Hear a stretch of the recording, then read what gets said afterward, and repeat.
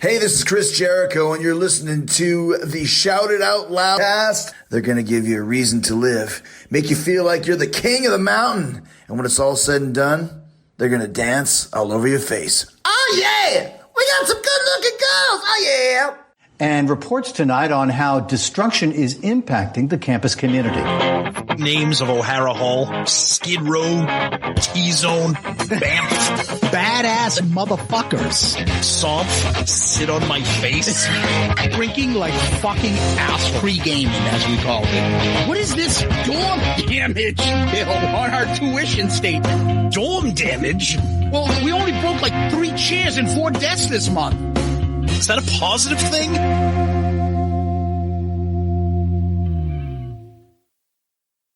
Bam! That's right. We're back with another episode of Dorm Damage, the show where anything and everything is on the table and the table gets smashed. And it's definitely getting smashed this week. This is episode 97. We're bringing back one of our friends, but we're not talking about Kiss. This time, we're talking about Wrestlemania. He's our friend and the host of Busted Open Radio from Sirius XM Radio. Our buddy, the great David LaGreca, joins us. What's up, buddy? What's going on? Thanks for having me. Is this on purpose that we're not talking Kiss? We can talk about whatever you want. At the end, we're going to have a grievances section, and you can throw it against the wall, whatever you want, buddy. That's right. Because I know this is it's not your regular Shout It Out Loud cast, right. But I just wanted to thank you guys for everything you do. You guys, thank you. You guys do an amazing job. I fell back in love with Kiss because of this show, or because of Shout It Out Loudcast. So that's the greatest gift. Yeah, thank you. Appreciate that. That's the greatest gift you can give to a podcaster. And same thing with what you guys do over at Busted Open, right? Yeah. Is that you get people passionate about wrestling again. Yeah. Right? The people that may not listen or watch as much as they used to, they start listening to your show, and then they're like, fuck yeah, I love this shit. That's what we want from our show as well. It's funny, too, David, because I'm glad that we brought you back into Kiss, because we have a lot of people who say, ever since I started listening to Shout Out Loudcast, I fucking hate Kiss. No, it's just the opposite. You guys do the album reviews. Yeah. I listen, before I listen to the review, I'll listen to the album like a few times. Nice. Yeah, and then listen to the review. And there's actually a couple albums that I was like, man, maybe I overrated this album a little bit. It's not high on my list. There's a couple albums. I know what album you're talking about. But there's an album in particular that I always liked, but I didn't love, that I fell in love with. So it goes on both sides. We'll hit that at the end. We'll get into that segment. But, when it's WrestleMania week, tell us what Busted Open is doing for WrestleMania week. WrestleMania 41 for those who are counting. So I'm flying out to Vegas on Wednesday. Thursday, we're doing a master's class. Myself, Bully Ray, Tommy Dreamer, Mark Henry. We're going to be doing a show at Circa.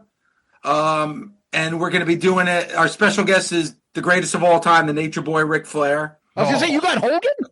So it's not Hogan, and it's Ric Flair, and that's going to be at Circa on Thursday. Sick. And then on Saturday is our annual WrestleMania party. It's going to be all our hosts. We've already had over 2,000 people register for the party, and they can bring a guest. So we could have up to 4,000 people there on Saturday.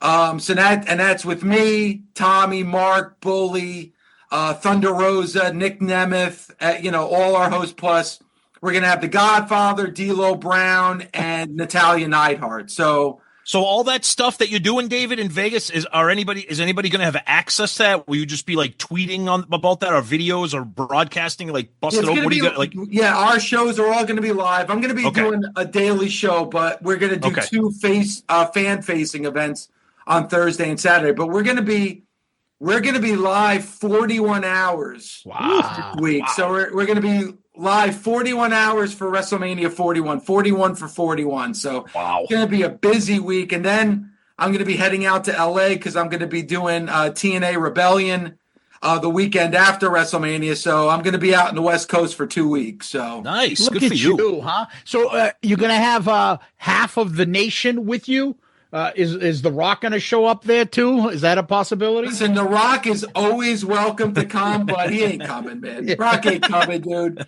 Rock is not coming. No shot. All right. But it's WrestleMania. I remember every single WrestleMania. I remember as a kid getting them and watching pay-per-view. My dad sitting there getting it for us, watching, but being such a pessimist. Oh, it's fake and stuff. But all of us being so entertained. And it's just something if you can't explain it. Like if you like wrestling, WrestleMania week just is the pinnacle of the season, right? Well, there are a few. For me, there are like few, and I mean, I follow wrestling casually, but obviously not like Zeus, and of course not like David. But growing up, WrestleMania was like the Super Bowl. Like it, yeah. I would think like there were only two. Like, I mean, you have the Super Bowl, the Masters, WrestleMania. Like you have like sports terms that just conjure up memories of being a kid, or like Zeus watching with his dad, or like us as adults getting excited for it now. Well, I mean, you guys joke about, and Kiss has the big event coming up in Vegas. Yeah. And then you talk about the Kiss Tards. Yeah. Right? Oh yeah. All the right. Tards. So multiply that by 100,000. Like what it's gonna be like. We talked about that. So David last week was generous enough to invite me on with a panel for Busted Open, and on there was obviously David. Nick was on there too, Nemeth, and Snake Sable, Tom. Oh yeah, and, nice. And someone brought up, I think it was you that said like, the Star Wars, and what gets chicks more than being a wrestling fan and a Star Wars fan. And I told them like the Jericho line about the big three, like fucking the chick repellent Star Wars Kiss fans and wrestling fans. It's a little, but you guys were joking about the event for Kiss, like in Vegas, taking over a hotel where no one's getting laid. I said that. I said there's going to be. It is going to be the first time in Vegas history there'll be no sex for 3 straight days in a hotel. You might find them with each other, the Kiss Tards, but not with girls. I mean, it's going to be the first time those chambermaids, whatever, they don't need to change the sheets because they might have to. Sir, what do you want me to do? This person's got dolls and toys all over. Well, sex toys? That's nothing. No. Like. They look like Kiss toys with them in bed. No, it's to your point, though, it is a celebration. I worked with the NFL, and going to the Super Bowl is extremely corporate. It's a lot of advertisers and like WrestleMania. It really is about the fans. The WWE does a great job of taking over the city. They did it for the Rumble with Indy, and next year with New Orleans. And it's just like what we're going to see in Vegas. They do a great, they take over the city. You're going to have well over 100,000 wrestling fans, in all over the world too. That come, right? That? From all over the world, they come too. They come. Like people make it their vacation. Yeah. So it's going to be pretty incredible. I can't believe we're not going. I can't believe we're not going. Well, let's try to see, Tom. We'll make it an annual event. I'd go. David comes on the WrestleMania preview, and we go to the Busted Open party, and then we go to WrestleMania. Well, I mean, SummerSlam's going to be 2 nights at MetLife Stadium. Oh, by the way, I don't mean to cut you off, David. I think it was just today. We're recording on Monday the 14th.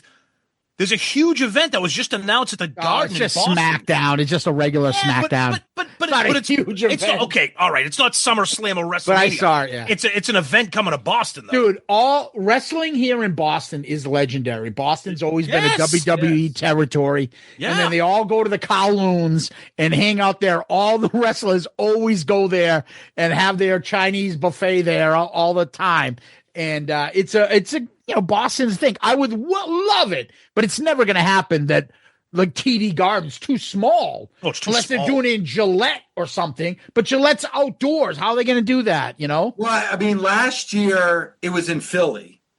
And you think here in Jersey, like this past Saturday, we had 4 inches of snow.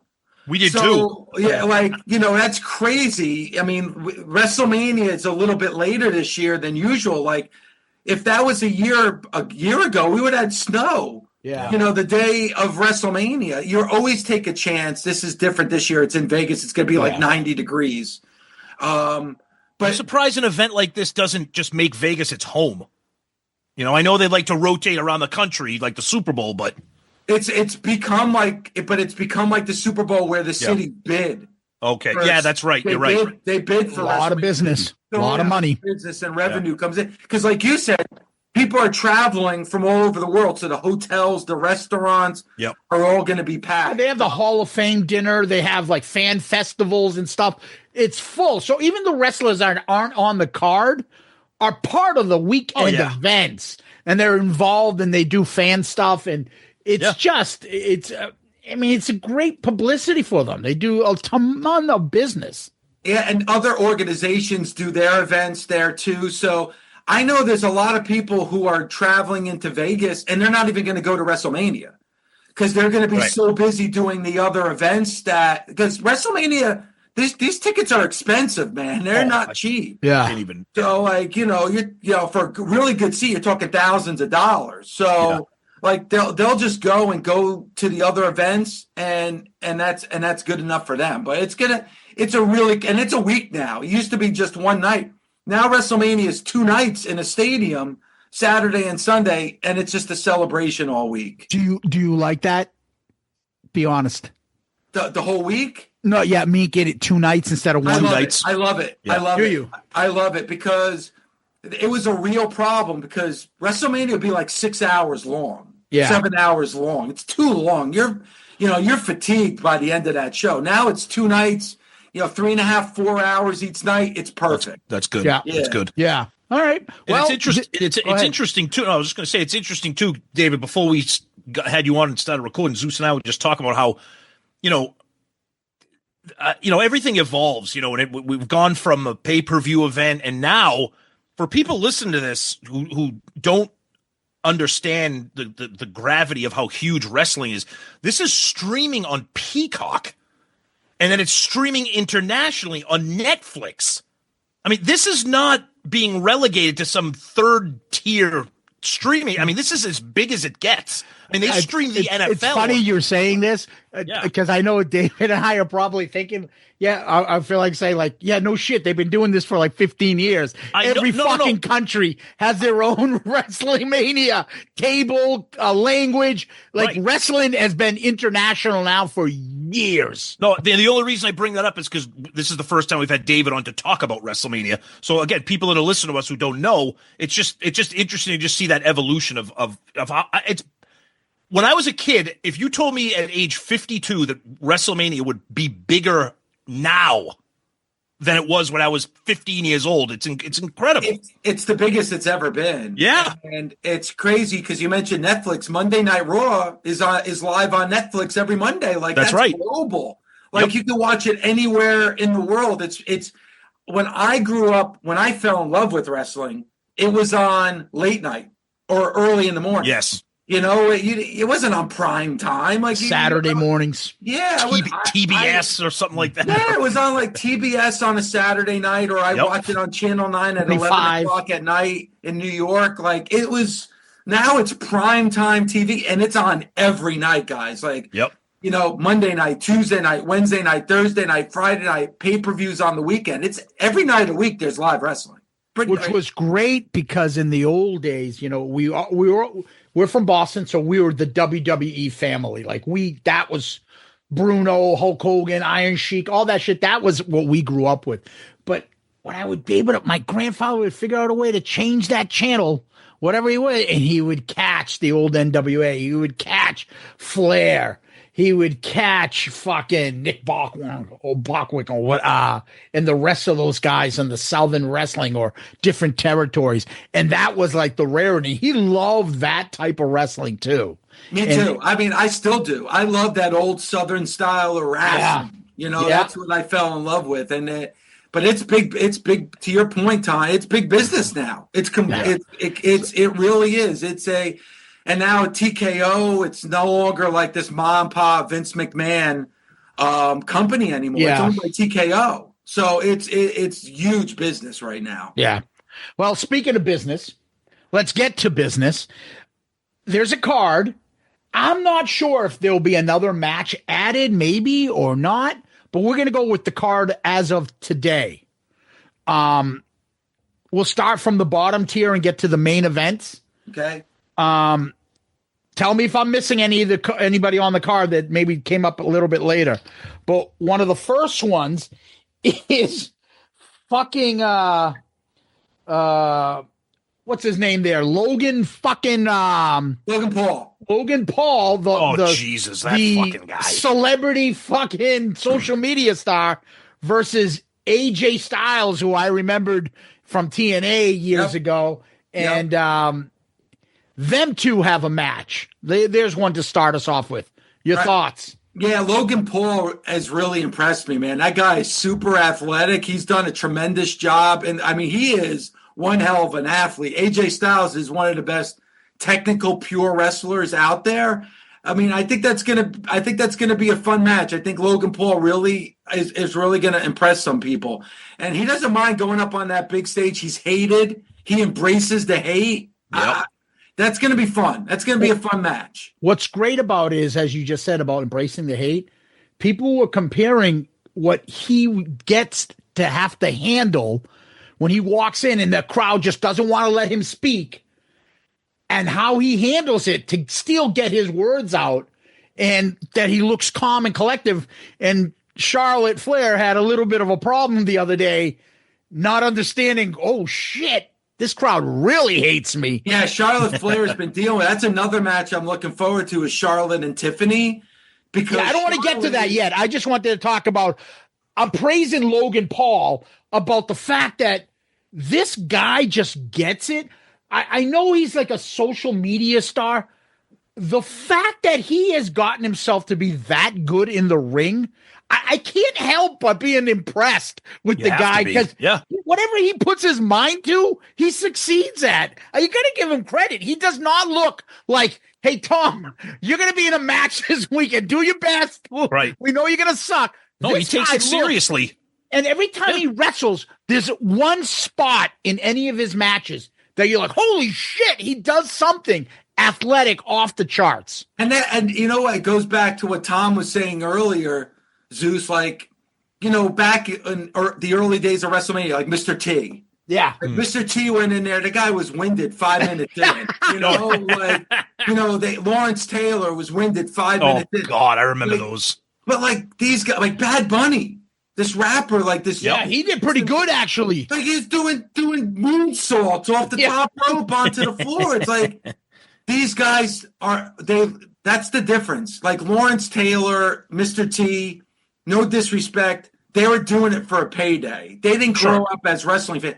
Like Bad Bunny and Logan Dennis Paul, Rodman, who else? Wrestling fans. Like, they love it. So they went to the Performance Center and they trained for months to like get these guys are superstars, and they're training at the Performance Center to get ready for a match. It's because they're so passionate about pro wrestling. I'm thinking about like Dennis Rodman, Karl Malone. Jesus Christ. They just go in there and they just throw these. It's funny you say that. I think it was Goldberg. I think it was Goldberg who said it. That he was like, I've played professional football for the Falcons. There is nothing like conditioning in wrestling. Right. Where you're going 100 miles an hour. Then you're going to pick another 250-pound body up, slam him, run, keep going off the ropes. You can't walk that. He's like, that you can't, like, the endurance as a wrestler is way off the charts than people expect. Well, think about it this way. Like, say, and Brock Lesnar said the same thing. So, you know, you're an MMA fight, you have months to prepare for one fight. Right. In wrestling, you're going out there, you know, 3-4 nights a week, and you're wrestling. The other thing is that it's still a TV performance, so you have to know where the cameras are. Like, you got to make sure you're in the right place, and then it's entertainment, so you have to be entertaining. So, you know, like Brock Lesnar, if he's in an MMA fight, the only thing he has to worry about is beating his opponent. That's the only thing. Like when you're a wrestler, you gotta remember everything you have to do. You have to do it in an athletic way, and you have to be entertaining. Yep. Like that's very, very difficult to do. And yeah, the way you could get injured, the way you could get fatigued, it's crazy. I that's why they have my ultimate respect as athletes. All right, so Logan Paul versus AJ Styles. Tom, you may not know who it is, but you can take your pick. Who's going to win the match? Let's see who gets the most correct picks. I don't know. I mean, I know who Logan Paul is, and I mean, you're right. Everything you said, the guy is legit. He's like, I'm going to do, and he takes it seriously. So are they going to put him over, as they say, or are they going to put AJ Styles over? I'd like to see Logan Paul do it, just because I'm sure there's a lot of people that don't want to see him win. So I always root. I always root. You root for the that. bad guy. All right. Yeah, always. Yeah, pretty much. What do you got, David? I think it's AJ Styles. Yeah, it probably will. It probably will be, but I think it'd be fun if Logan Paul wins. I think AJ Styles is towards the end of his career. It does nothing for him to beat up Logan Paul, but Logan Paul, it'll still make him even more hated, and he'll be able to brag that I beat AJ Styles at WrestleMania. I think it's better for career-wise to give Logan Paul that victory, so I'll go with him. Okay. Yeah. All right. All right, so let's go to the next one, and that is that Ray Phoenix, or who is that? Who's fighting? Are you talking about the Intercontinental match? No. It's the friggin' what's his name there? The Luchador mask. Rey Mysterio. Oh, Rey Mysterio. It's Mysterio versus the fake guy there. What's his name? El Grande Americano. The big American. So that's really, isn't that supposed to be really what's his face? Yes, it's not. Yes, it's him in disguise. Yeah. I'm forgetting his name. I don't know why I'm drawing a blank. It's really not El Grande America. It's Chad Gable. Chad Gable, thank you. Yeah. So the bad guy American, he wants he made up this thing, puts on a mask, and he says he's an American luchador, and he's the best luchador, better than Rey Mysterio. Rey Mysterio, I'm assuming you've heard of, the little guy. He's been around for 30 years, Tom. So absolutely, of course. What do you think of the match, and what do you think of the victor on this one, David? See, I kind of go. I think it might go El Grande Americano. El Grande Americano loses, then what good? Then it's over. There's no reason to have it continue. I think Rey Mysterio's at the point in his career where he's putting guys over, and I think this could be a fun match as well. It's ridiculous, but we'll go with it. So I think El Grande Americano. Tom, I gotta go. I'm sorry. I'm going with Rey Mysterio just because I don't know. I can't root for a guy whose name is El Grande Americano. Plus, his name is Rey Mysterio. Plus, I know who he is. I know him. I'm not. Yeah, he's He's a Hall of Famer. He's exactly. He's legendary. So I think this is one of those they throw a bone to the crowd. Mysterio's gonna beat him, and he's gonna take off his mask. Okay, I like it. So I'll go with Mysterio. Although it would be funny to see Gable win that again and just run that gimmick into the ground even more. So who knows? All right, let's go to Jade Cargill versus Naomi. This is a good one. I think it's going to be Naomi. This is going to be a tough one, man. Naomi, I think, is doing some of the best promo work of her career. I'm excited for her. Jade Cargill, new on the scene in the WWE. She was with AEW for a little while. Undefeated for almost like a year and a half or something, right? Yeah, then she went to WWE. But I think it's Naomi. I really feel like I just feel like this is – I love the character. I love Naomi as a heel, so I think it's going to be Naomi. Tom, have you seen the size and fucking Jade Cargill? She don't look like she can't fight. She looks like she can whoop some ass. Jade Cargill, I've met her on several occasions. Stunning. Like when you see her in person, it's like jaw-dropping. Oh, that's why I'm picking her, because she is – woo! God damn! It's like she's chiseled like that. Like she is. I mean, she could. Yeah, just oh my God. She used to have that line she used to say in AEW. Something, bitch. She would. She would always be interviewed by Tony Schiavone. So Tony Schiavone would introduce her, she'd be like, cut the shit, Schiavone. Oh, yeah, like, oh, shut up, Schiavone, or something, right? Schiavone, who's a big Kiss fan, by the way. Tony Schiavone's a Kiss fan? Big one, yes. So there was what was that match that he had come out of the woodworks? I think it was like a TNA thing, and he had been retired for a while, and he came out, and somebody called him into the ring, and he came in. He was wearing a Kiss shirt that night. It was a pretty big, famous thing. Yeah, there's a huge crossover. We always talk about there's a huge crossover with wrestling and Kiss. Yeah. So David and Tom, both Jade? Yep. Oh, no, David. No. David had Naomi. I took Naomi. All right. Like Naomi was a champion at TNA. She comes over, technically a champion as a tag team. They haven't really given her much. I'll go with you, David. I think, giving her the win over Jade Cargill will be good for her career. And you got to throw a bone to her, too. Okay. I like it. All right. So let's go over to the other side. And this is a 4-man match, right, for the Intercontinental? Yes. So we got fucking Dom Mysterio with that mullet and mustache. Looks like a fucking idiot. Finn Balor, right? Finn Balor with this Irish accent. Finn Balor. Braun Breaker, who is a Steiner. Tom is Scott Steiner's nephew. Yeah. Oh, yeah. Okay. Fucking jacked and loves to give fucking spears like Goldberg in his prime. He's fucking amazing. And who's the other guy in the match? Penta is in it from AEW. Penta. All right. What do you think of the match? Who takes over and gets the title? All right. You're gonna kill me on this one. And by the way, you guys are gonna probably be able to hold these predictions over my head forever. Oh, Jesus. Dom Mysterio comes out as your Intercontinental Champion. I'm not against that. I think so. That's actually what I was going to go with. He is so fun-hated. Like, Yes. it's fun to hate him. Yep. He's such a goof. And that mustache. But, let's be honest. He knows how to wrestle in there. No, he right? does. He knows what he's doing. And he can't get a word out. You were talking before about Yes. like a Luke and Paul. Dom Mysterio gets booed louder than anybody. I think that would be fun if he came out Intercontinental. It's a 4-way, right?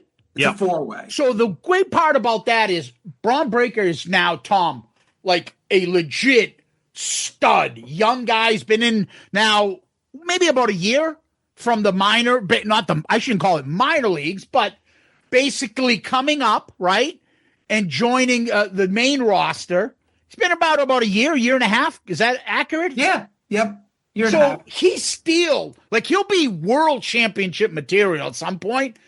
It won't kill him to have Dom sneak a pin on Finn Balor and Braun loses the belt without really getting pinned. And that's the thing. I think it's going to be Finn because then they're supposed to be in Judgment Day together. Because he's And if Dom condescending. pins Yeah. Finn, that would be fantastic. Yeah, and he's been condescending to Dom, like laughing at him, like, you're the shitbag in our group.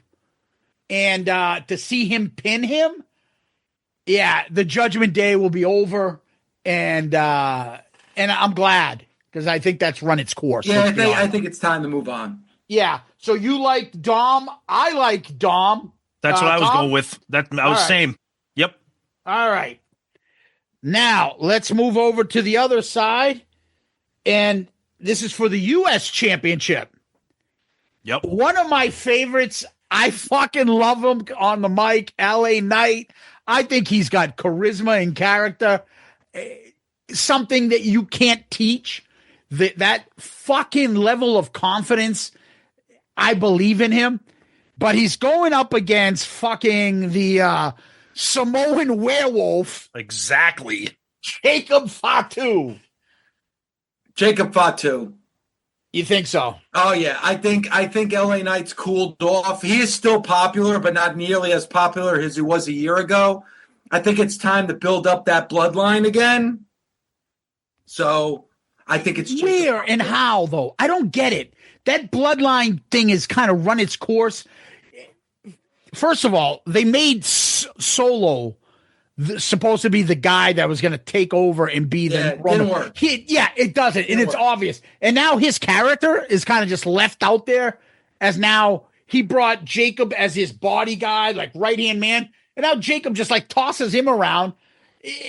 It's very awkward there. That's why I think it's time you heat it up again, because I think Jacob Fatu's winning his championship. I really do. I like Jacob Fatu a lot. I think he is so talented for a big guy to be as quick as he is.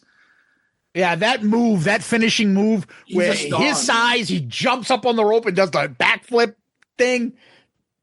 Fucking insane, man. He's a star. Tom, do you have any favorites or thoughts? Yeah, dude, he's the Samoan werewolf, like you said. Of course he's going to win. Jacob all the way, baby. I like it. I want LA Knight because I think they fucked him. I think they took too long to put a title on him, and they should have done it because they would have built their own internal star and had him been in the main event title picture for a while. And I think they kind of held that back. You're right. He's not as popular as he was, but he's still very well liked. He doesn't need this belt. He gets his pops whether he has a belt or not. I'm with you. They're going to try to reward Fatu and make him. All right. Okay. Yeah, so I'm with you on that as well, David. All right, let's go over. Well, wait a minute. I think we're missing one that I haven't got to yet, and it's on the roster, but it's not in this photo that I have, and that is Drew McIntyre versus what's his name there? Pope Damian there. Priest. Damian Priest there, Pope. Yep. Priest.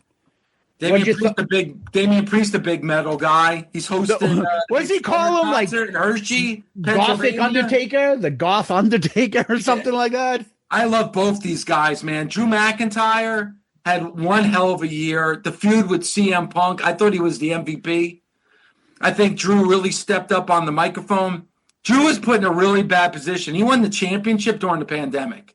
Yeah. So he never really got to experience what it was like to be a champion in front of fans. As a matter of fact, when he won the title, it was at a WrestleMania with no fans.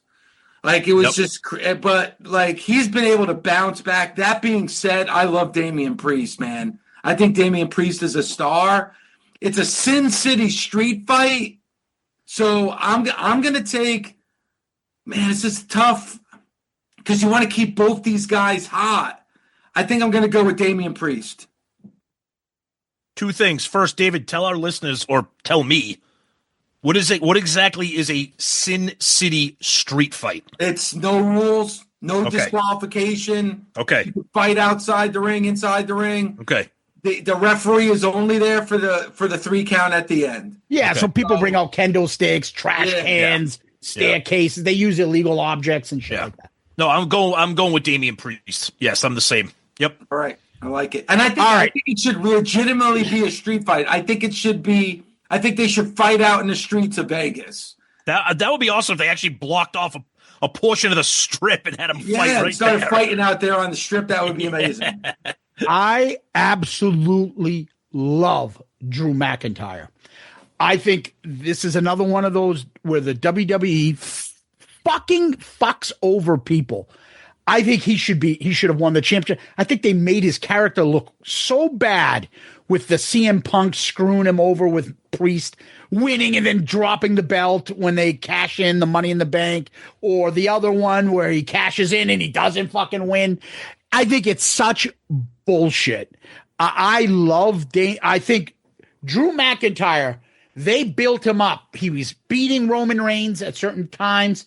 Then he would beat Brock Lesnar in Brock's prime run clean, knocks him out of fucking Royal Rumble. He's got the look of a real champion, the size, the fucking wrestling ability, the fucking mic skills, where he was and where he is now, and the fact that he's just a badass. And then they just make him like be a goof and just lose these titles so easily. It pisses me off. He should be a round the clock heavyweight champion or in that fucking, vicinity all the time. I'm gonna go with my heart, but I think they're gonna fuck him over and give it a Priest. I want a McIntyre to win because I think he should be challenging for the title. And I just fucking think Drew McIntyre top 5 in the game right now. I just wish they treated him better. I swear, Tom, when Zeus was saying he has the look of a champion, I thought he was going to say a real champion. I thought he was going. I thought you were going to the end of the elder there for a second. There, no, he's God. He's got that, and I sometimes I find myself agreeing with him. He's got the Vince McMahon ideal of a champion. Well, he was the chosen guy. He was I know. Handpicked by Vince McMahon to be the next guy. The fact that they make it, this is something I'm going to go off on a fucking tangent. They make like a guy like CM Punk, who I feel like I could probably beat up in a fight with no muscles on his body whatsoever. Beat Drew McIntyre is fucking insane. It is just not realistic. Watching them line up, that little skinny twerp is not beating up Drew McIntyre and not beating him. And he gets to talk tough like, I kicked his ass. Dude, you can't kick anyone's ass. Wait till we get to CM Punk. I was just going to say, wait until we get to that. Fucking can't stand him. Yeah. Wait until Drew we get to that. McIntyre's the man. I love it. I love the passion. Yeah, we skipped over one of the earlier matches. I think it got added on late, and that is the War Raiders versus the New Day. Yeah, I think the New Day wins the tag team champions. The New Day are heels now. First time that they've been heels In a while. I love it. The War Raiders are a great team, but I just feel like the New Day, again, you need heels, man. You need bad guys. They play it very, very well. The only way I see the New Day losing is if we see Big E. Yes. If Big yes, E I was makes thinking the an same appearance and throws them off and the War Raiders retain, which is a possibility. But if I had to choose, I think I'll choose the New Day. Oh, definitely. Yeah, I agree. Put me down. You go a New Day? Yeah, oh, yeah. Same thing. Yep. Yeah, I the New Day's going to win. The WWE loves them. Another one of those. Fuck, do they have so many championships? No offense. It just fucking annoys me. I know it's a lot. It's a lot. I get it. It's certain people just have this way of getting championships. Like, dude, it's just not believable. They're not that good. And the War Raiders, I'll give them this. They're very reminiscent of the old 80s tag teams. Yes. Two big yeah. Two huge guys. Like, Yep. Fucking, yep. It's That's something. a lost start. That's a lost start in pro wrestling now. Yeah. Like you don't really see the really big guys anymore like you did in the 80s. It's kind of a lost art. Yeah. Yeah, yep. Unfortunately. All right, guys, let's now go to we're probably getting into a pretty big one here. Let's go to Tiffany Stratton versus Charlotte Flair. I know we're going to have a lot on this one. Go ahead. I love Charlotte Flair. I think there's a lot of hate for Charlotte for no reason. Thank you. Charlotte is the best women's wrestler in the world, period. Maybe of all time. Maybe of all time. Yeah. Like, that's how good Charlotte Flair is. And I think, and you guys can relate to this, like Tom Brady, where there's greatness hate, where Tom Brady's hated for just being so fucking good. Right. Yes. And I think that's the thing. Same thing with Charlotte. Tiffany Stratton, no disrespect to Tiffany. She's not in the same class as Charlotte Flair. Not even close. Not even close. But the fans hate on Charlotte Flair. And I think, you talked about making the fans happy, putting smiles on people's faces. I think they have Tiffany Stratton retain the championship, and I think that's a mistake. It should be Charlotte Flair. If I'm choosing from my heart, I say Charlotte Flair, but I have just like you with Drew McIntyre, I feel like they're going to have Tiffany Stratton win just because they don't want to deal with all the backlash if she doesn't. Tom? Charlotte Flair will, like you guys said, probably should win, but I am going to just go shallow here and pick Tiffany Stratton because she's fucking insanely gorgeous. Not I that think Charlotte. she's fucking overrated. I really do. She's got a lot of fucking makeup on that face. Yeah, she's a wrestler. Of course, she's not going to work. She's a little bit. I mean, David, close your ears. She's a little bit fat in the ass too. What? Jesus Christ! Zeus, I think Zeus. You're out. You're insane. Next. So Charlotte Flair both are amazing. has the fucking perfect size for body, 1,000 times better size for her in the women's than her father was in the men's. Knows how to wrestle off the charts, has a bunch of great finishing moves, as athletic as can be, knows to play the passion, the role, the Hulk Hogan way of wrestling, of getting the crowd into it and churning things around. I just think you can't explain it. Somebody has it. When you see Charlotte Flair wrestling, you know this woman can put on a good match with fucking anybody. Yep. And she can talk great. She can do all that stuff great. I just find it insulting they just put the newest tits and ass up against her. And you don't have to comment on that, David, too. But I'm just saying. I'll say this about Tiffany Stratton is that Tiffany Stratton is a future, she is going to be something big. I've interviewed her a few times. She was trained by Greg Gagne, son of Vern Gagne. I know the guy. Yes. She is extremely talented, but she's only been on the main roster for less than a year. So what did Charlotte say? A pretty face that can do backflips? Big deal. Yeah, she's got the prettiest moonsault. Nice moonsault. Ooh, I have nothing bad to say about Tiffany Stratton. That being said, I think the fans will turn, but I also feel like we could get a return, and I have a feeling Becky Lynch. Thank you. Is going to return at the tip of my tongue. So I got to think of it this way, right, David? What would make sense? Charlotte wins. Becky comes back. That's the new rivalry. Charlotte versus Becky. Yeah. Or Becky comes back, screws Charlotte. Tiffany wins. So Tiffany doesn't get that clean win over Charlotte. Now Tiffany can continue fighting a few more people. And now Becky and Charlotte can main event other matches against each other again. I mean, that's the thing. If Becky comes back, there's a million different ways you could go. And Becky could, by the way, we haven't gotten to the other women's championship match. Becky Lynch could go back in that match. Yeah.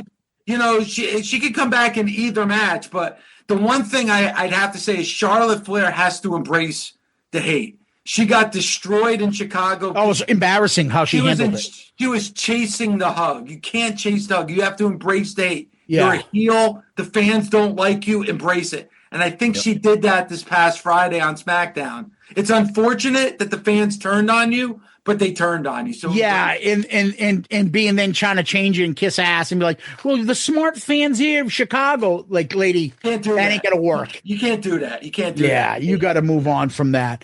All right, so then if we go to the other one, that is Io Sky versus Bianca Belair versus Rhea Ripley. Looks like it ripped someone's head off, Ripley. Io Sky is winning this match. And Bianca Belair, amazing. Bianca Belair, extremely athletic, very talented. Rhea Ripley is as over could be. The fans love her.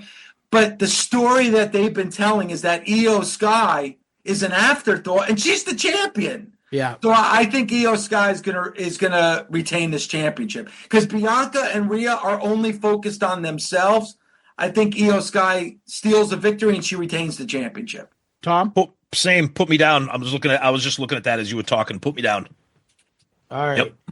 Yep. Again, this is the shit that pisses me off about wrestling.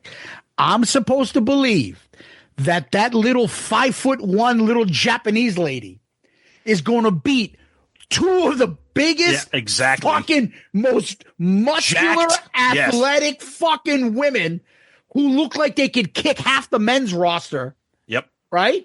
Yep. And this little Japanese woman, because she does a somersault off the top rope, is going to beat them with that. It's so fucking frustrating. But what you just said is going to happen, Zeus, and she's going to retain the championship at WrestleMania. Yep. It doesn't behoove them right now. The way I look at it is booking. What's the story if Bianca wins again? What's the story if Rhea wins again? the story is it's the famous Chris Jericho fighting The Rock and Stone Cold.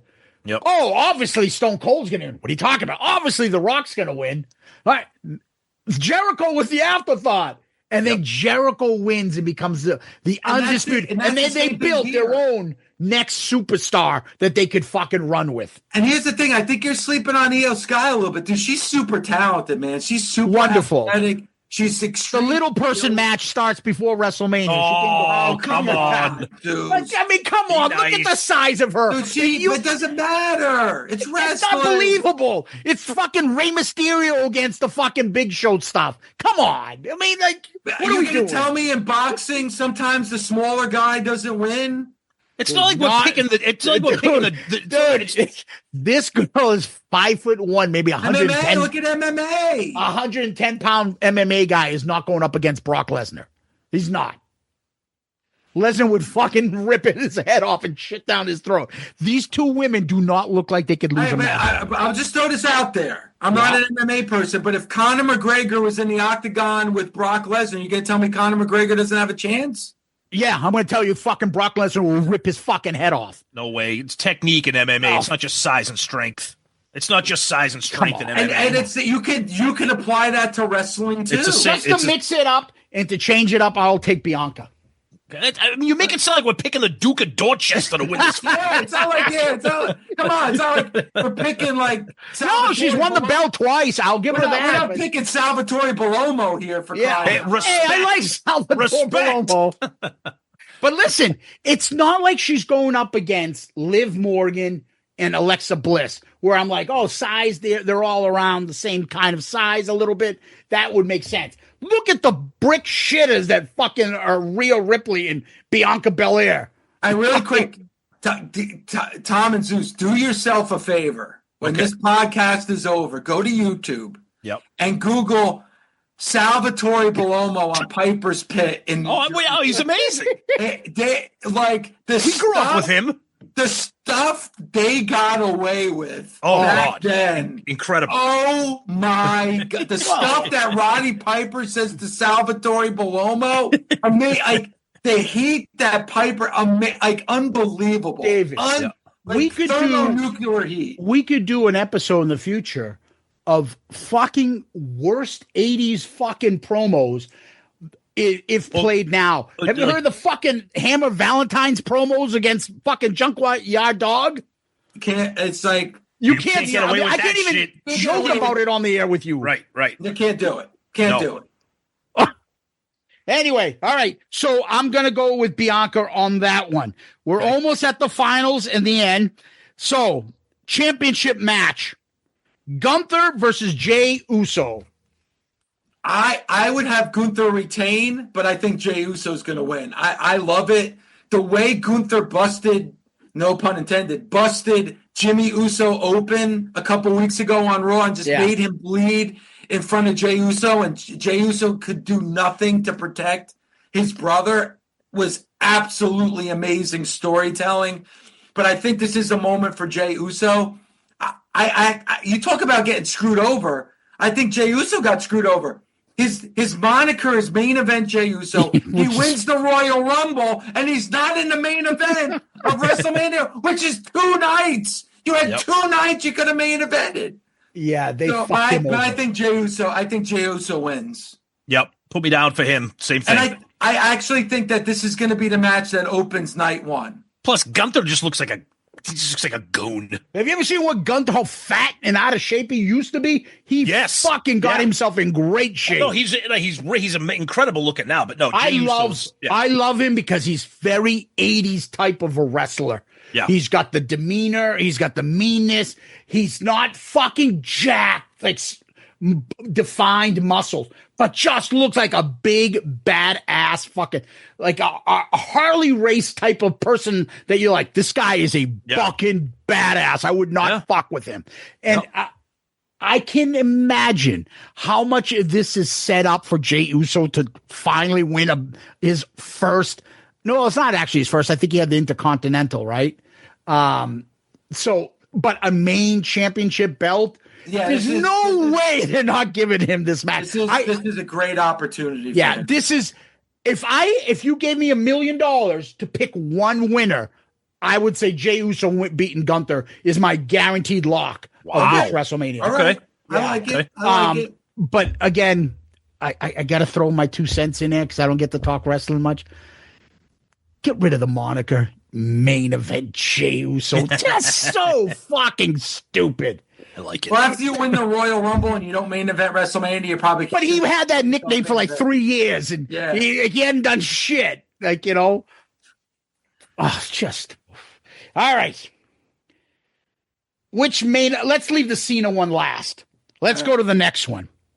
And that is the triple threat match, which is main eventing.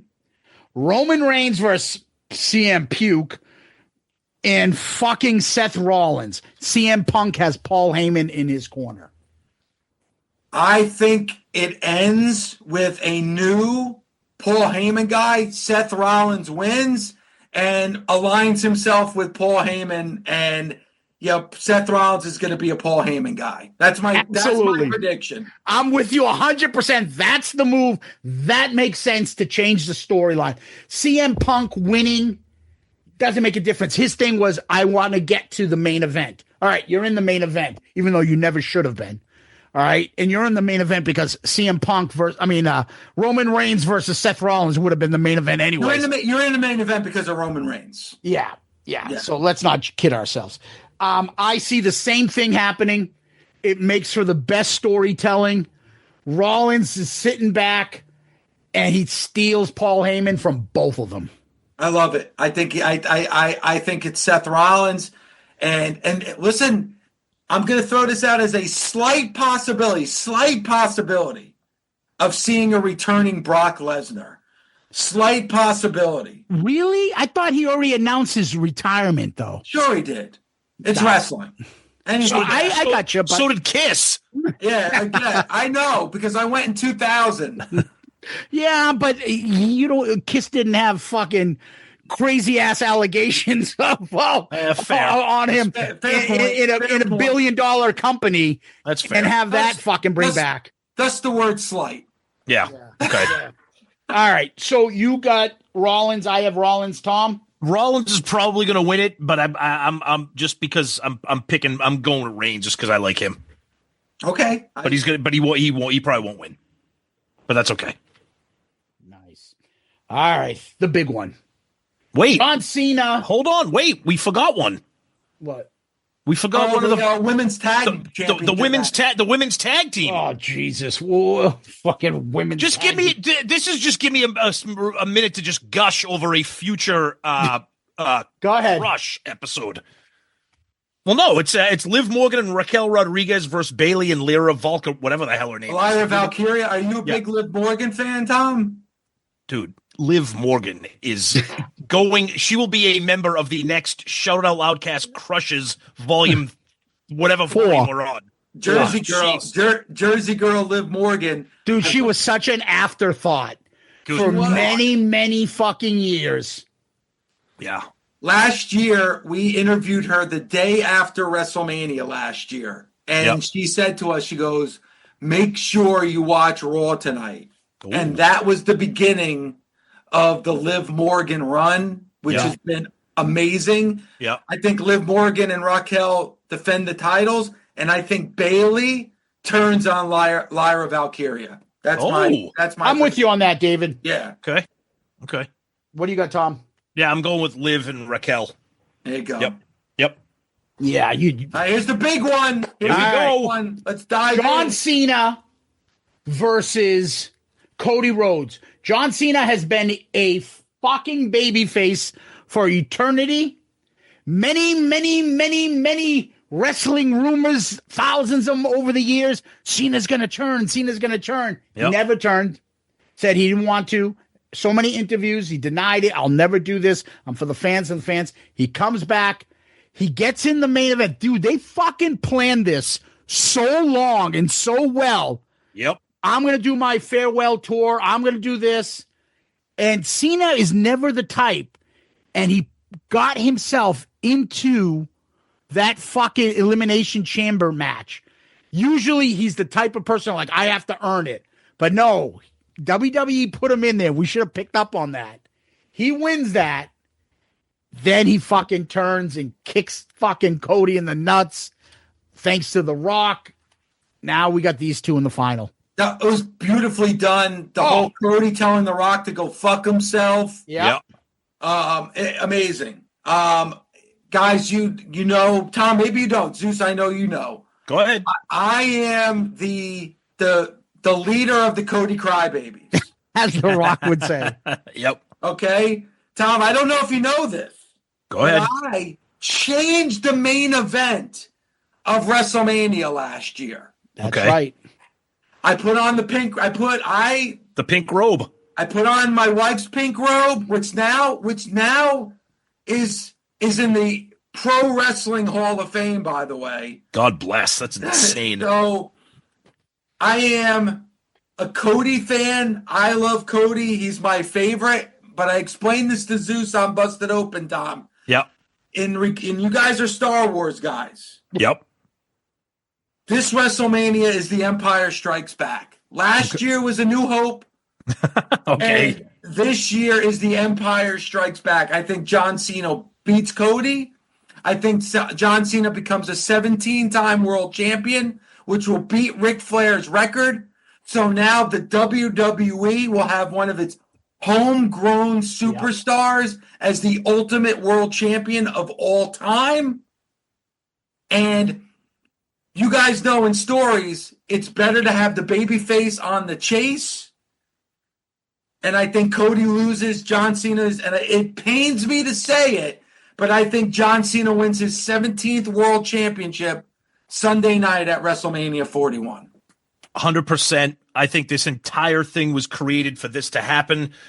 Like you said, he wins this. He breaks Ric Flair's record of 16 world champions. I just think it's perfect drama, and I think it's what people want to see. They might not want to see. They might not be rooting for Cena, but it's going to be that type of drama that drives people to watch this. And I think you're right. I think it's going to be Cena. So if Cody retains, where do you go? Exactly, 100%. Yeah. Right. That's right. He's beaten the unbeatable Roman Reigns. All that it took. How many Reigns, the champion for 5 years, had been pinned in about 3.5. Yep. He beats the greatest of all time considered, John Cena. Who's going to beat him next? That's the thing I never liked about the way they made Brock Lesnar. What's the point of having him on the belt? There's nobody's going to challenge him. He's killing everybody. What's the point? That belt doesn't matter anymore. So having him lose to Cena is exactly why. Cena should be on a fucking pedestal for every WWE superstar, wannabe superstar, young guy to be like, look what this guy did for our company for fucking like 17 years, whatever he's been in the company. Yep. Fucking did every interview, was an ambassador for us, was a class act, did movies, did everything. He's the poster boy for what they want all their superstars to be. Zeus, I'm telling you, I remember WrestleMania 28 in Miami. The main event is Cena Rock. Yes. Mm-hmm. Friday morning. Is that Cena Rock 1 or 2? 1. Cena Rock 1. So Friday morning is when they have superstars come to Radio Row. It's kind of like Super Bowl every year has Radio Row. Yeah. Well, WrestleMania does that too. And I'll never forget, Friday morning, I get there at 6 o'clock in the morning to set up for interviews. 6 a.m. I walk in the building. There's John Cena telling security, like, let's put this banner a little bit lower. You know, where are the table? Like, this is champion John Cena, the face of the company, like helping security. Right. In what world? He should be sleeping in his hotel room, but here he is, 48 hours before the biggest match of his career. Like, that's how much he cared about the company and the way the company looked and the perception of the company. He was truly a company guy. The WWE is going to want to reward John Cena. And Cena, That's a great point. He's retiring. He's calling it quits. Here's the other part to it too. Flair's fucking. God bless him. You never know what you're going to get with Ric Flair being an ambassador for your company. He's pissed them off a few times here and there. Wouldn't it be great for the next 30 or 40 years, anytime anybody comes close? John Cena. Cena's the guy they bring out, not Flair, and handle any publicity and be like the greatest of all time, John Cena. It's like bringing out Bobby Orr. Right. The classiest guy. Everybody loves Bobby Orr. He'll come in and be part of the event, or he'll show the fucking sponsors and stuff, take people out and stuff. Perfect guy for it to happen. And the other part to this is, if Cena wins, think of the legendary matches they could have that'll be great for the business of all these other great characters in the next 6 months trying to beat Cena for the belt. And then Cena finally giving that last guy the win, that they retire Cena and take the belt from him. Those are moments that could fucking stretch out for 6 months to be glorious. Again, what's the opposite? Cody just wins and keeps wrestling. And that's it. Like this, like Tom said earlier, the story's over. Yeah. Like the story ends. Like this is Cena's moment. I think he's making history on Sunday. One other thing I got to say, and I've said this to you privately too. There are parts of me that always gets upset at the way the WWE's treated Cena too sometimes. Like, where they allowed certain talents, and they did it against Charlotte when they allowed what's-her-face to say something that was below the belt. You don't bring up someone's personal life like that and talk about their divorce and stuff. A lot of these people have divorces and shit because of fucking what they do for this business. You don't bring that shit up. That's fucking classless. And you know what? Charlotte Flair didn't have 3 divorces. Ashley Flair had 3 divorces. Exactly, but you don't bring that up. Had nothing to do with her character and what we see on TV. But you don't want people to think of your wrestlers in a personal light not being good people. And they would do that to Cena over the years. Oh, Cena, he fucking buries people. He didn't fucking bury anybody. Are you fucking kidding me? Or Cena can't wrestle. Shit like that. That's not fucking cool. Don't fucking Cody. I hated that he said that to him the other day. They never said that about me. Dude, you're fucking Dusty Rhodes' son. Give me a break of the other shit too. So that's the kind of stuff sometimes like the way Cena would get booed constantly for certain things. It pisses me off. He deserves it. I think he's earned it. And I honestly feel like if he gets this win, it's the right thing to do for the company and the business. But you know what's amazing is, did you ever think that this would happen as John Cena as a heel? No. Like, which I'm glad you brought that up, because I think that's the big obvious elephant in the room, is that you've had one of the most beloved wrestlers of even if you don't follow wrestling, like my mom knows who John Cena is. He turns heel, and now they're gonna, have him be the champion. Like, do you think that is going to be? Do you think that's kind of crossing streams there, David? A little bit. It is, but I feel like when it's all said and done, John Cena will be a bit. I think when his career is over, John Cena will be a babyface. Oh yeah, he'll turn. He'll pull like Hogan did versus The Rock, and you got to be careful of that in this match, that it might happen. Tom, one of the greatest matches, The Rock versus Hogan. When Hogan came back to the WWE and he was part of the NWO, Hogan's the bad guy. He's the NWO trying to kill the WWE and The Rock. The crowd went all the way to Hogan. They didn't know how to react, and fucking Hogan, with his experience and Rock being just so great, flipped it. And they took on the bad guy, like, certain moves and certain things. Now The Rock was the bad guy. Hogan loses, but he gains the respect of the crowd, and everybody fucking loves him, and he turns into a good guy. That might be a thing, David. You see that might happening? Maybe Cena, like The Rock comes in and he asks Cena to do something beyond Cena really wanting to do, and maybe Cena fucking hits The Rock and Cody wins and they shake hands or whatever. I think what you just said is going to be the key. I think John Cena enters that match with The Rock by his side. And if he has The Rock by his side, he's going to get booed. So you think that's what's going to end up happening probably in month 6. And then there's maybe The Rock versus Cena is the last fucking match of Cena.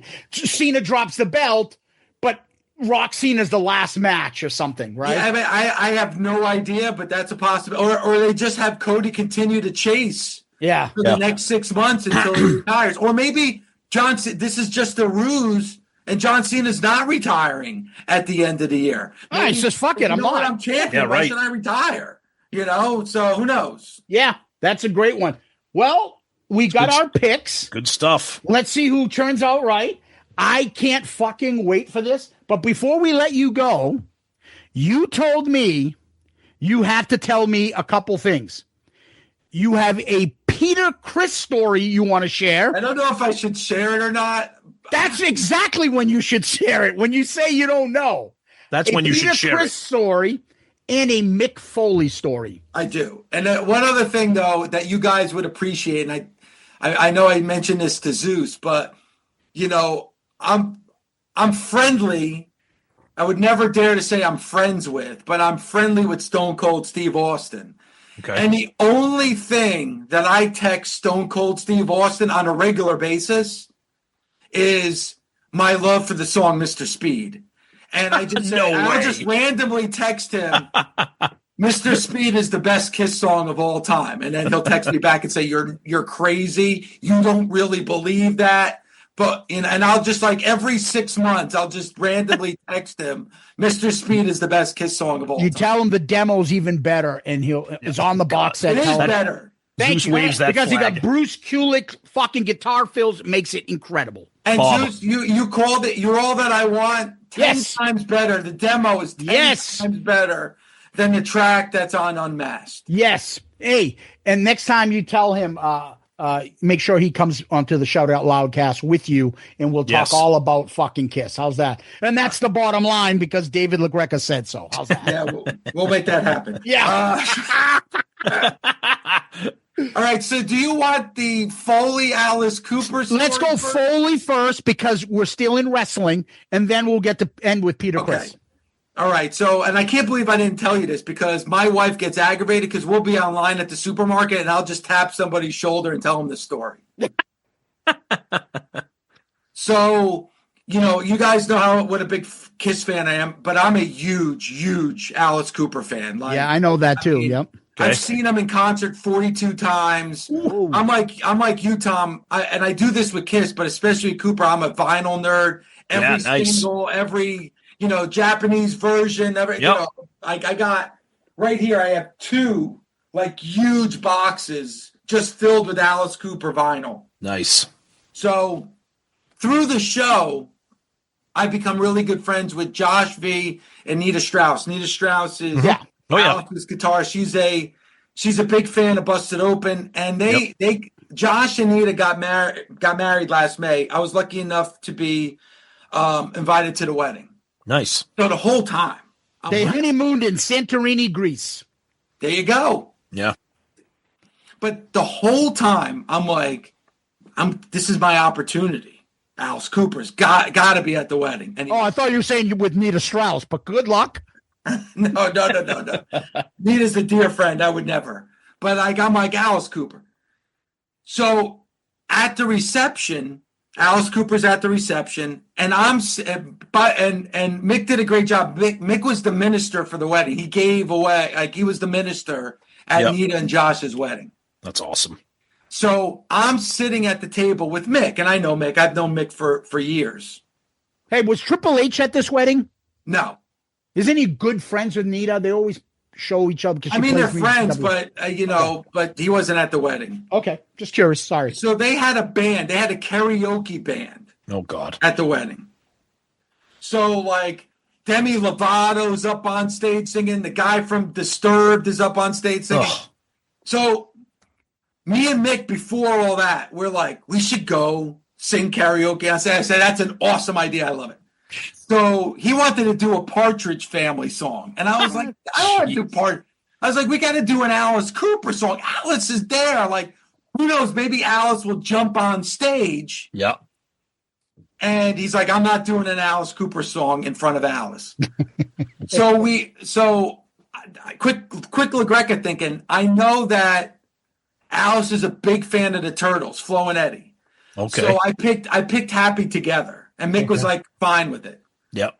So then we're waiting to get called, and Mick's like, Dave, I'm starting to get nervous here. And I go, what are you nervous about? He goes, there's this story that haunts me to this day. He goes, years ago, the WWE had me be a representative for them at this Vietnam memorial. So I go to the Vietnam memorial, and there's a Vietnam vet that goes on stage. He lost in battle, lost an arm, lost a leg in battle, defending the country. He goes up on stage and he tells his story at this event. There's hundreds of people at this event. He tells his story of what he sacrificed and what he did for a country, for his love for the country. When he's done with his story, everybody stands on their feet and everybody's chanting USA, USA. The MC comes up on the stage and goes, all right, everybody. Okay, thank you. We do have one more guest. Mick Foley is here. And it's just like, I had to go out on, like, nobody. After that. I just gave the ultimate sacrifice, for his country, and gave this, and everybody's chanting. And now Mick Foley, like, oh my, he said, I was so embarrassed. It haunts me to this day. Oh. And he goes, Dave, I have this feeling that Alice is going to go up there, rock the house, and then they're going to call me and you up on stage. I go, that's not going to happen. Next thing you know, Alice and friends are next. Alice Cooper hits the stage with his band. Wow. Mita's in her wedding gown playing guitar. Alice's wife and daughter are the backup singers. They do 18. Nice. Everybody's on the floor, including myself, singing 18. And next thing you know, Alice gets off the stage. MC comes on. All right. Up next, doing Happy Together, Mick and Dave. And then Mick is like, I'm not going. I'm going. So don't make me do it myself. He came up, and I got to tell you guys, as a huge Alice Cooper fan, I'm on stage. Yeah. Singing with Mick Foley, Happy Together. And Alice Cooper is in front of the stage singing back to me as I'm on stage. Like, Mick Foley has come on the show and told this story. He texted me like that we shared this moment. Like, I mean, that is the ultimate fan moment. And it gets even better.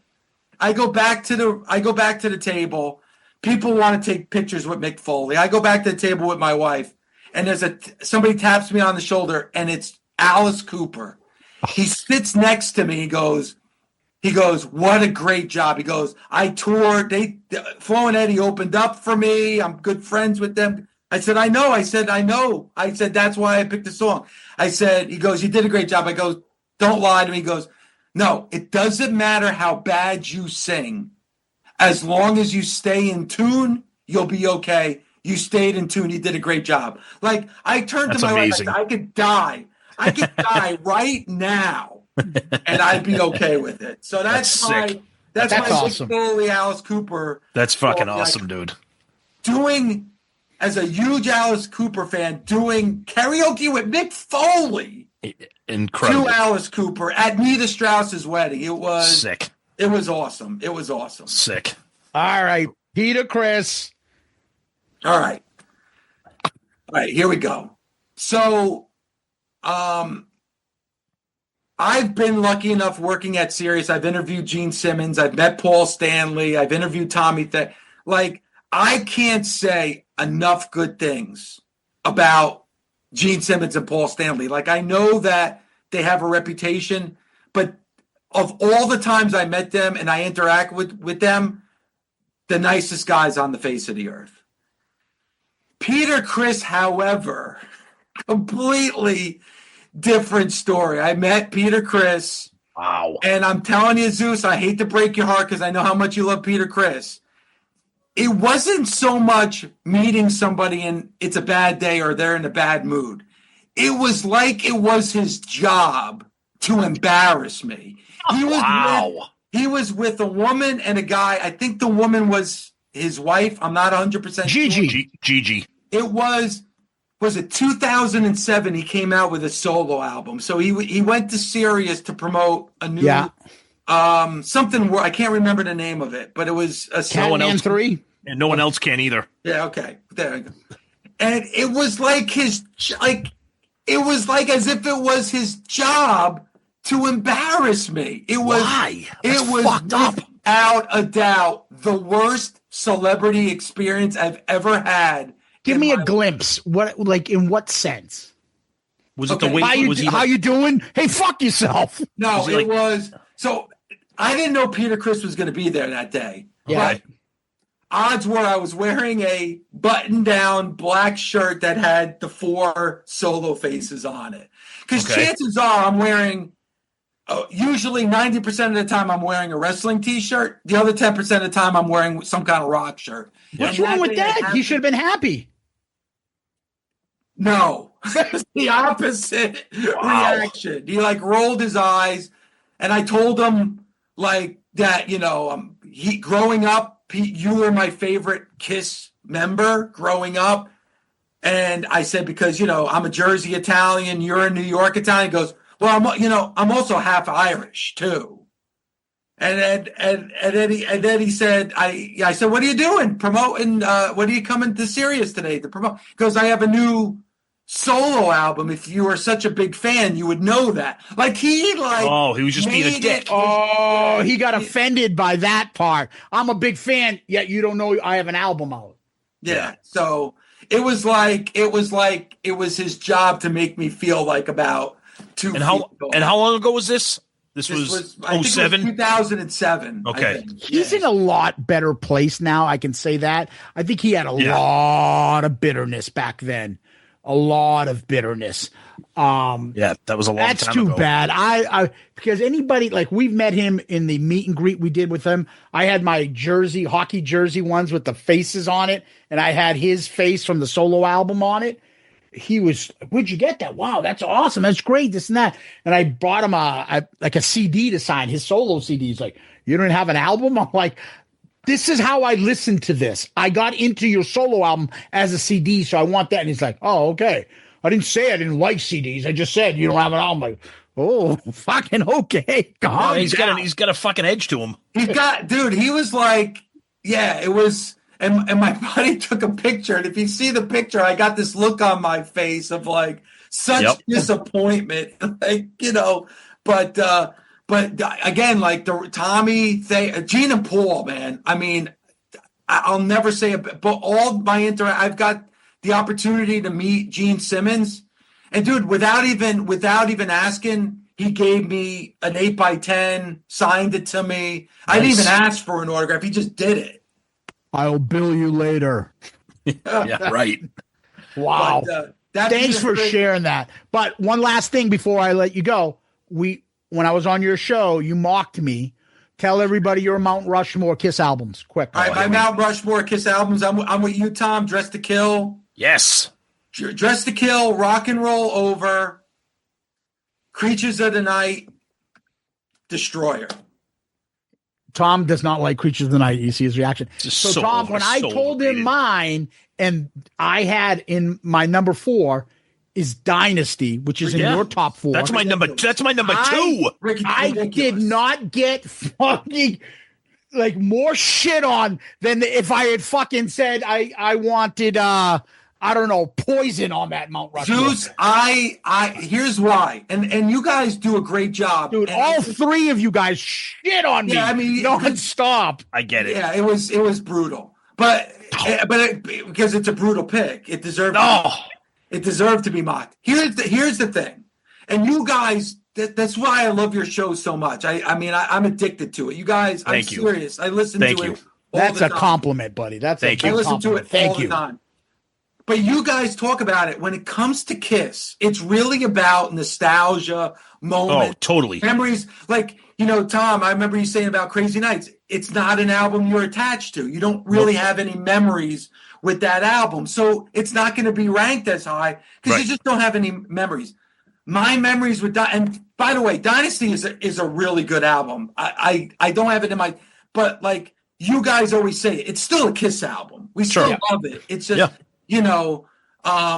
but my memories with that are negative. I'll never forget when I go to my cousin's house in 1979, and my cousin's a big disco fan, and I'm a big Kiss fan, I'm a big rock fan. He goes, "Have you heard the new Kiss single?" And I'm like, no. He goes, "I love it." I was like, "Really? You love it? That's all."